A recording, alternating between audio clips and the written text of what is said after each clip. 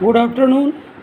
मैं डॉक्टर संदीप कुमार त्रिपाठी, सहायक आचार्य हिंदी विभाग, श्री शक्ति डिग्री कॉलेज शाखा हरी घाटमपुर कानपुर नगर।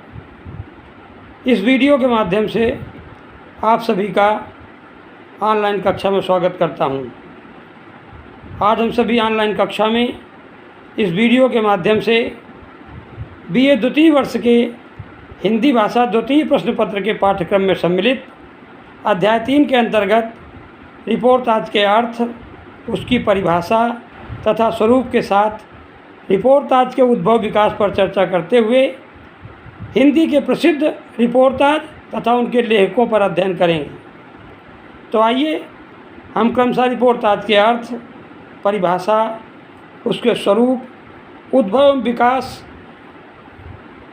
आदि पर चर्चा कर अध्ययन आरंभ करते हैं। अर्थ की दृष्टि से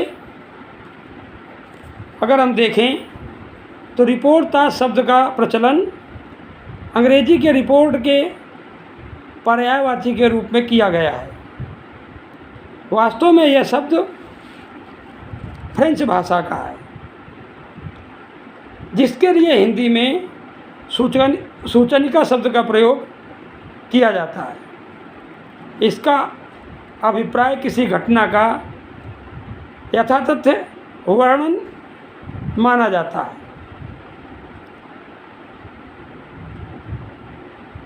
हिंदी में डॉक्टर देवीशरण रस्तोगी ने कहा है कि रिपोर्ट केवल मात्र सूचना होती है। रिपोर्टाज में सूचना के अतिरिक्त कुछ और भी होता है, और वह है साहित्यिकता। साहित्यिकता ही वह तत्व है जो रिपोर्ट और रिपोर्टाज के बीच भेद स्थापित करता है।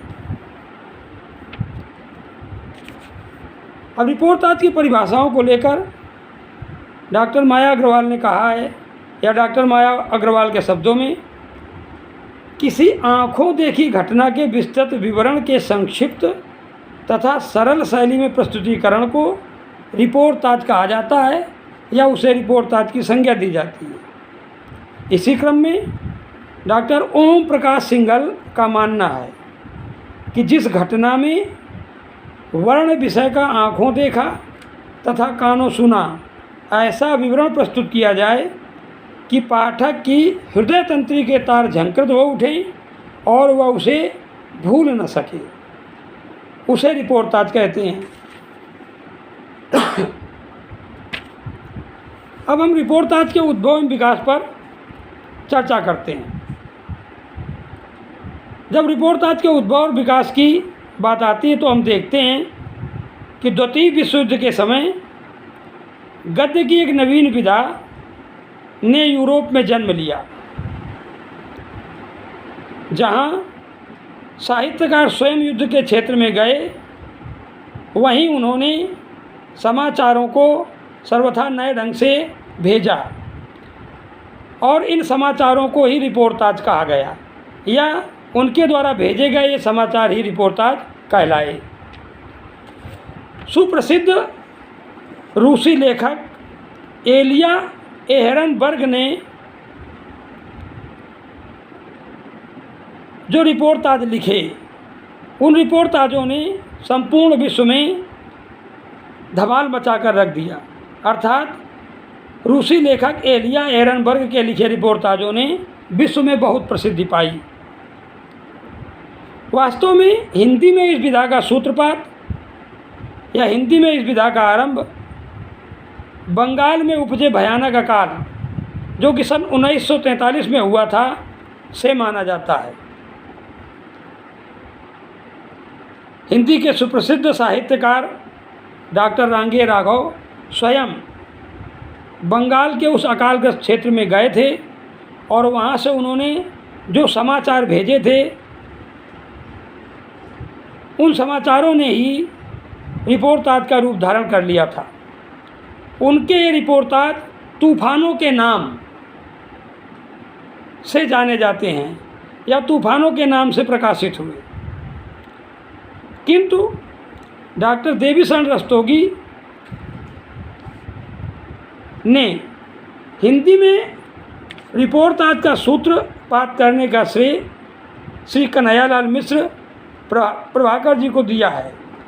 और ऐसा करते हुए उन्होंने सन 1926 के गुरुकुल कांगड़ी की रजत जयंती से संबंधित उनका रिपोर्टाज जो है उसे हिंदी का पहला रिपोर्टाज माना है। किंतु डॉक्टर ओम प्रकाश सिंघल के मतानुसार वास्तव में हिंदी में रिपोर्टाज की परंपरा का सूत्रपात का जो श्रेय है वो प्रभाकर जी को नहीं, श्री शिवदान सिंह चौहान को मिलना चाहिए, क्योंकि सबसे पहले सन 1938 में उन्हीं का रिपोर्टाज जो लक्ष्मीपुरा नाम से है प्रकाशित हुआ था।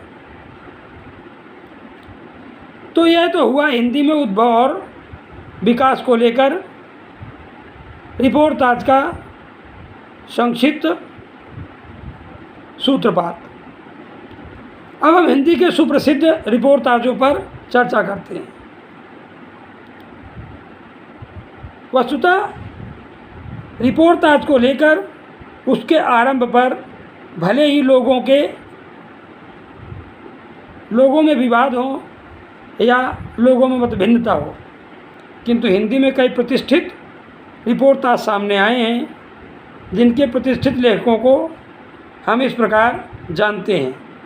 जैसे प्रकाश चंद्र गुप्त, जिनके घटना प्रधान रिपोर्टाज रेखा चित्र संग्रह से संकलित हैं, जिनमें से स्वराज्य भवन, अल्मोड़े का बाजार और बंगाल का अकाल महत्वपूर्ण हैं या महत्वपूर्ण माने जाते हैं। इसी प्रकार अमृत राय, प्रभाकर माचवे के भी कई रिपोर्टाज प्रकाशित हुए। उपेंद्रनाथ अस्क के रिपोर्टाज रेखाएं और चित्र संकलन, जिसमें पहाड़ों में प्रेम में संगीत प्रमुख हैं। इसी प्रकार रामनारायण उपाध्याय के गरीब और अमीर शीर्षक, जिनमें 9 वर्षांक समारोह है, महत्वपूर्ण है। इसके साथ ही शमशेर बहादुर सिंह का रिपोर्टाज संग्रह प्लाट का मोर्चा, कन्हैयालाल मिश्र प्रभाकर का रिपोर्टाज क्षण बोले कण मुस्काए के साथ विश्व प्रभाकर के भी रिपोर्टाज सामने आए। और इस प्रकार हिंदी में रिपोर्टाज लेखन का क्रम सतत गतिमान रहा। इसके आगे फणीश्वरनाथ रेणु के रिपोर्टाज एकलव्य के नोट्स, भदंत आनंद कौशल्यायन के रिपोर्टाज देश की मिट्टी बुलाती है, शिवसागर मिश्र का रिपोर्टाज पेरिस के नोट्स, श्रीकांत वर्मा का रिपोर्टाज मुक्ति फौज और कमलेश्वर के रिपोर्टाज क्रांति करते हुए आदमी को देखा, डॉक्टर धर्मवीर भारती का युद्ध यात्रा, पदुमलाल पुन्नालाल बख्शी का मोटर स्टैंड, जगदीश प्रसाद चतुर्वेदी कृत चीनियों द्वारा निर्मित काठमांडू लहासा सड़क पर आधारित रिपोर्टाज, निर्मल वर्मा का प्रातः एक स्वप्न, सतीश महाना का क्या हमने कोई षड्यंत्र रचा था, बालकृष्ण राव का कमलकांत जी ने कहा, जगदीश चंद जैन का पीरिडा की डायरी, अमृतलाल नागर का गदर के फूल, प्रभाकर माचवे का जब प्रभाकर पाताल गए, लक्ष्मीकांत और लक्ष्मीचंद्र जैन का कागज़ की किश्तियाँ आदि जो रिपोर्टाज हैं के नाम भी रिपोर्टाज के विकास में उल्लेखनीय भूमिका का या उल्लेखनीय योगदान का निर्वहन करते हैं। इस प्रकार निष्कर्ष रूप से हम कह सकते हैं या यह माना जा सकता है कि रिपोर्टाज ने हिंदी में अपने लिए अच्छा क्षेत्र बना लिया है। कितने ही वरिष्ठ साहित्यकारों ने इस विधा में अपनी कलम आजमाई है और उन्हें अपने इन प्रयासों में सफलता भी प्राप्त हुई है।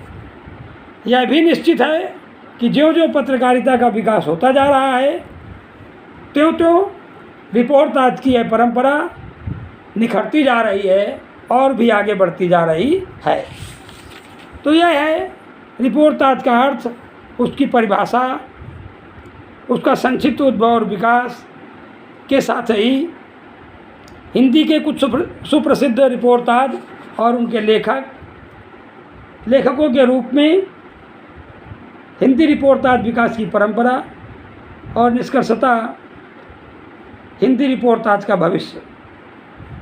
अगर इस प्रकार इस वीडियो में शामिल अध्ययन सामग्री में आपको कहीं थोड़ा बहुत या अधिक जो भी समस्या आ रही है तो उस समस्या का निराकरण या अन्य कोई रिपोर्टाज से संबंधित आप जानकारी चाहते हैं तो उसी ग्रुप के माध्यम से या जैसा कि मैंने पहले कहा मेरे व्यक्तिगत व्हाट्सएप नंबर पर आप अपना संदेश प्रेषित कर उससे संबंधित जानकारी या समस्या का निराकरण प्राप्त कर सकते हैं।